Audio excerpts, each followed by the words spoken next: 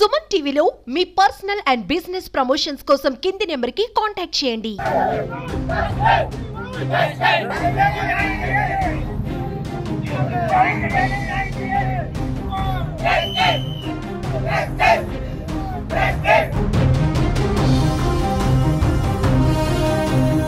నా పేరు రమణ అండి, మాది రాజుగోలు.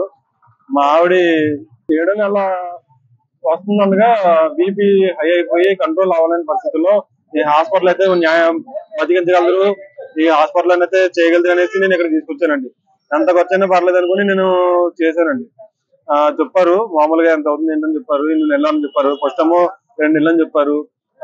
మీ అబ్బాయిని మీకు తీసుకుని వెళ్తారు, మీ జాగ్రత్త తీసుకుని వెళ్తారు, అబ్బాయి బాధ్యత నాదని హాస్పిటల్ మేనేజ్మెంట్ అయితే నాకు చెప్పారండి.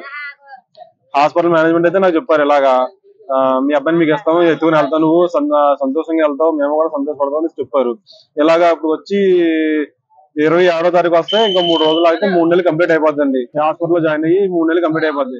3 నెలలకి గాను డెలివరీ ఛార్జెస్ కాకుండా ఓన్లీ మా బాబు ఛార్జెస్ కి 25 లక్షలు అయిందండి. విత్ మెడిసిన్ తో 25 లక్షలు అయింది. డెలివరీ ఛార్జెస్ అయితే 2 లక్షలు అయిందండి. ఇప్పుడు మామూలుగా అయితే నేను నా బిడ్డను చూసుకుంటా కూడా భయపడుతూ వచ్చాను. నేను కానీ మా ఆవిడ కానీ బిడ్డను చూసుకుంటా వచ్చేప్పుడు కూడా భయపడుతూ వచ్చేవాళ్ళమండి. ఎందుకంటే వచ్చిన ప్రతిసారాల్లో కూడా ఆపేసి డబ్బులు కట్టు అని చెప్పేవారు. ఇంకా మేము కట్టలేకపోతాం.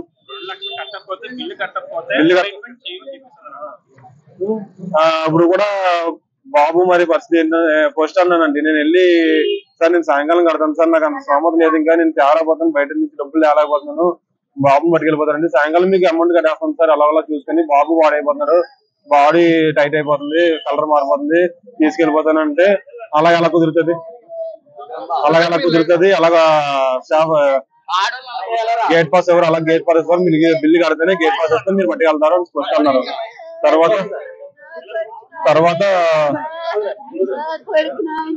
తర్వాత రాజారాం గారు సార్ ఫోన్ చేసి శ్రీనివాస్ సార్ ఇచ్చారండి.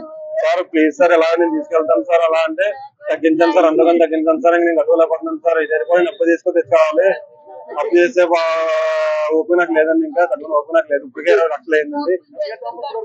ఇప్పటి వరకు 22 లక్షలు అయింది సార్. 23 లక్షల దగ్గరికి అయిందండి. 23 లక్షల దగ్గరికి అయిందండి ఇప్పటి వరకు. అంటే అయితే ఇప్పుడు అంతమంది కట్టేసి బాండ్ రాసి పట్టుకెళ్ళిపోవాలి అన్నారండి. ఆయనకు కూడా తెలుసండి ఆ మాట, చనిపోయారు అనేసి ఆయన కూడా తెలుసు. ఇప్పుడు చనిపోయారు నాకు తెలియదు, మామూలుగా వెళ్ళిపోమని చెప్పాను అంతే. నేను చనిపోయిన నాకు తెలియదు, ఇప్పుడు ఆ మాట మారుతున్నారు ఆయన. బాగుంటాయి.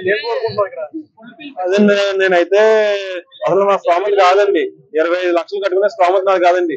నాకు ఏకగా 6 సంవత్సరాలకి నాకు బాబు ప్రెగ్నెన్సీ అయిందండి. మా ఆవిడకి అయింది. అలాగా 7 నెలలకి ఇలాగా అయిందనేసి ఎలాగైనా బతికించుకోవాలి నా కొడుకుని అనేసి నేను అప్పు చేసి ఎక్కడ దొరికితే అక్కడ ఏ బ్యాంక్ కావాలంటే ఆ బ్యాంక్ లో అప్పు చేసి మరి నేను తీసుకొచ్చానండి.